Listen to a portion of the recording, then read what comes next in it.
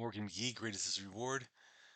So I was thinking about the predicament of my generation and the younger generation, Generation X and the millennials,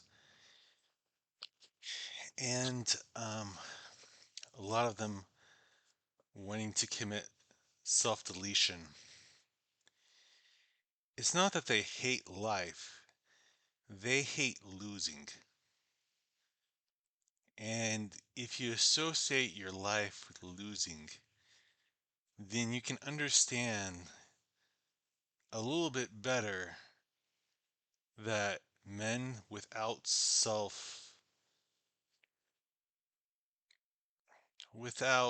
psychological disorders may choose to may choose self-deletion over continuing to play a game they can't win. It's important that we look at the problem appropriately, all the problems associated with it. There is no shortage of criticism of the NBA by people that love the NBA, but viewership is down to around WNBA standards. So you can hate the NBA or you can love the NBA but have criticism about it, but the problem still remains and it has to be changed. There has to be a change. You have to speak seriously about the problems of the NBA if you want to solve the NBA. And that goes with everything. Um, you have to steer into conflict. And the prior generation, the boomers, managed not to stare into any of these conflicts and have left all the unfought battles into our laps, whether it's race, whether it's the banking system, whether it's these wars, whether it's the nutritional system, whether it's the relationship between men and women. All these battles they did not fight because they were too busy making money, living in houses they can't afford, have now fallen into this generation. Morgan McGee, greatest is reward. So when you treat men who are losing a whole bunch as if they have no faith or that they have mental problems when their life is just consecutive loss after loss after loss because you didn't fight any of these battles during the 60s, 70s, 80s, and 90s.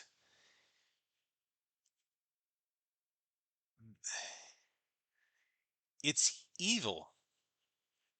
And it's the reason why men are not going to church anymore. They can't find a good woman at church, and their problems are not being addressed seriously. The Bible's not being addressed, of course. If the Bible was being addressed seriously, I wouldn't have a channel. No one would be watching me right now. They called all prior generations racist and sticks in the mud. Um, they think that their music is the only thing with melody in it. Um, and when you ask them about their success, they just point at their houses. So let me give you the churchianity explanation to men when they come through your doors and they have real problems. First, you just need to love Jesus. You just need to be completely devoted. You need to, when there's praise music, put your hands in the air. You just need completely sold out trust. If you're not successful, it's because you're not trusting enough. You just need to believe. You need to put your problems into His hands. It's going to turn out fantastic. You just are too concerned about your problems. You're too concerned about not having. You just need to focus on God. You're not receiving because you're too focused on yourself. The third is it's because there's sin in your life. See, us baby boomers, we didn't have any sin in our life. We grew up in a time when there was no sin, and we ruled everything, controlled everything, remaining completely sinless ourselves. We gave it to you kids, and you and rock and roll and rap music. You completely lost the narrative of what we gave you, which from the baby boomers was pure and good, and Elvis Presley was great, and everything was fantastic during our generations. That's why we succeeded all the time, and you guys are such failures. It's because you're sinners. Here is the proper response. Baby boomers didn't care about the prior generations. I've heard this from everyone in church. I'm not like your this is not like your father's church. This is not like your father's blah blah blah blah blah. They have total disrespect for the generations that came before them. They are ignorant about the word of God. They don't bother studying very hard. They are conflict adverse. They call their wives boss. They've given up any kind of responsibility, any accountability for this whole mess that we're in. They have leveraged their children's and their children's children money to pay for their lavish lifestyles and their wars and waving the flag.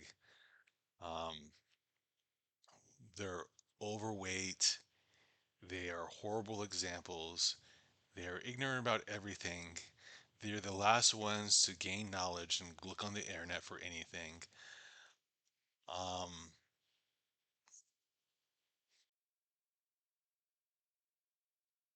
oh. And from my own perspective, what I've noticed, they understand nothing about doctrine. They know a lot about words, but nothing about doctrine. They managed to skip over all the learning and teaching from the prior 2,000 years of church understanding and teaching and just willy nilly make stuff up and not look upon the genius work of the Puritans or people before them because they're too rock and roll and cool for everyone else. As enjoyable it is to beat up on boomers and the church, no one's watching the NBA. All right? I could be gleeful that these people have these elaborate tombs that they go to on Sundays to sit amongst themselves and pat each other on the back or pretend to be humble while they go back, have their social security, have this horrible life that they've leveraged off their children, off of all the things they've taken from this world. I could enjoy I can enjoy hitting them up over the head with reality. It's not going to solve the problem. Um, they have the power to destroy, and instead of doing it themselves, they've given it to corrupt politicians to do it for them because nothing gets in the way of them and their huge houses that they can barely walk up and down through, and their cruises, and them never having to work hard in their lives. Yeah, I said it. I said it.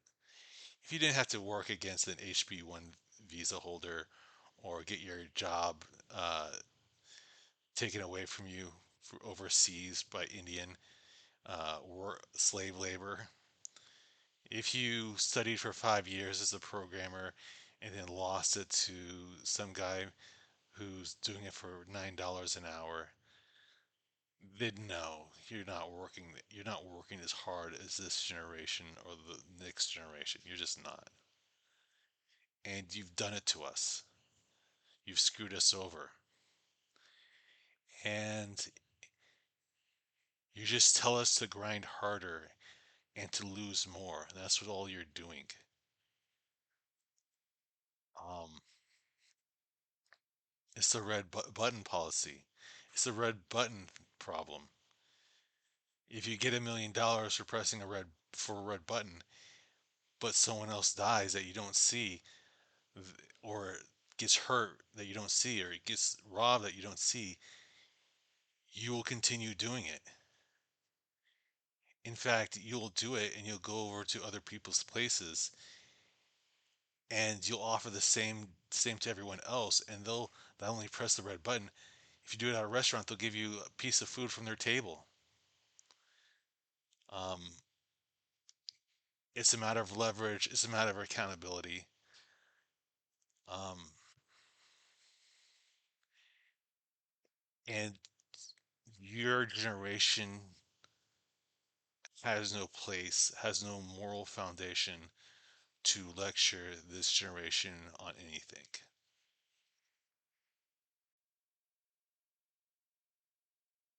As a little bonus to this section, men that are able to reach up and get out of the quicksand that is the financial system, the financial enslavement, the you'll owe nothing and be happy system that we're currently in for this entire generation. Men that are able to do this get into relationships they have no power in because of your generation, the court system, and have to call their wives boss. People that would never have done what they did, women who do not have the qualifications to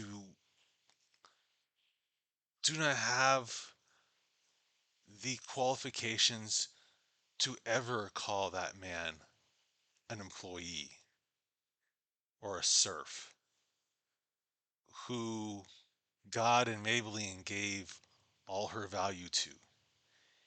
Your generation did this. Your generation calls your wives boss.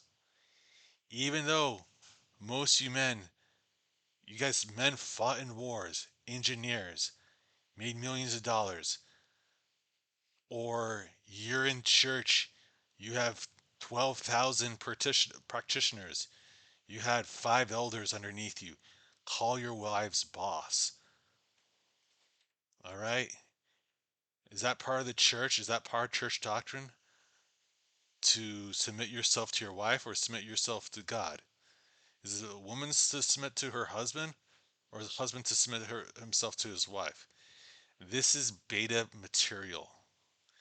And what sickens me the one thing that sickens me the most is that I was brought up in church. I was brought up to say this to my wife and to be a beta loser like you guys, to be a dorky loser like all you guys. I had to find a bunch of atheists to teach me the proper placement of marriage structure. Don't you find that a little insulting that a man grew up in church, that read the Bible, that was underneath teachers, had to learn the proper relation between man and woman in a marriage from a bunch of stinking atheists, from a bunch of unclean atheists, from pearly things, from Andrew Tate, from Justin Waller. It should not be this way. But we've given up any authority. We're we're run by a bunch of dorky nerds, losers who are so excited that they get to talk to a woman who more than likely just a whore that wants to rebrand herself after she hits the wall of 27. They're so happy that they get to have sex in their life. You know, starfish sex every 2 years. Who get to get the opportunity to get divorced and divorce raped, after 10 years. They're so excited for this opportunity that they're willing to call their wives boss. And they're willing to go to church with a big smile on their face, with nothing behind their eyes, because they know everything that just came out of my mouth is the truth. Okay, you weren't her first choice. She's a whore who's just rebranding herself. There were men who stormed the beaches of Normandy, who went to near certain death on the battlefield because they believed at home there was a woman who loved them, who was a virgin, who wasn't pining after the Chad that left her in her 20s, that didn't screw Machine Gun Kelly. All right? They went into the furnace with their sword, with their gun, gladly. That's suicidal, okay? Supposedly. But it's not suicidal. That's a warrior. What we have today is a bunch of men who are being told to go into the furnace and go into the battle with nothing for them at the end of it, because there's no good woman behind her. There's no woman that didn't screw Machine Gun Kelly or whatever the equivalent is in your town. And you're doing this to men and you're screwing them over, and men are self-deleting. All right? And you can not talk about this issue and continue to lose people at church. They're still going to sense it. It's still underneath the surface of everything. Even if you don't say it, even if you don't mention it, people aren't watching NBA games anymore. All right? Even you never mention it again, it's gravity still exists. I'm not saying gravity exists. Okay, we're saying gravity exists. You walk off a cliff even if you never and you fall, even if you never crack open a book on physics. You still get the same result. If you never talk about it, if you completely ignorant of it, their feelings always lead them to this situation because you never resolve it. Never resolve the conflict because you're conflict averse dorks. All right, you're losers, and you're so happy that a woman slept with you. Fantastic, good for you. Great. You're a prostitute. You're a John. You just gave up your honor and your money to a girl that gave it up to Machine Gun Kelly. Congratulations. You get second bite out of someone's meal. Congratulations. You get the leftovers.